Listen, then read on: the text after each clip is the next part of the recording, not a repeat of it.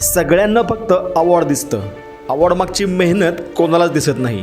महिनाभरापूर्वी पुणे वाहतूक पोलिसांनी एका रील मेकिंग स्पर्धेची घोषणा केली। स्पर्धेत भाग घेणं जेवढं सोपं असतं तेवढंच त्या स्पर्धेमध्ये विजेता होणं कठीण असतं।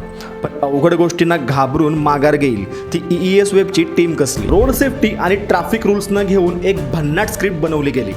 प्रोडक्शनचं बजेट नेहमीच टाईट असतं, यामुळं आमच्याच प्रत्येक डिपार्टमेंटमधल्या व्यक्तींनी ॲक्टिंगचा विडा उचलला। महिनाभर चाललेला हा खटाटोप शेवटी संपला आणि व्हिडिओ सबमिट केला। एका भरधाव ट्रकनं दिलेल्या धडकेमध्ये एका तरुणाचा जागीच मृत्यू। कर्म किए जा फल की चिंता मत कर या वाक्याला अनुसरूनच सगळ्यांनी काम केलं, कारण फर्स्ट येणं किंवा प्राइज जिंकणं हे या खटाटोपाचं उद्दिष्टच नव्हतं।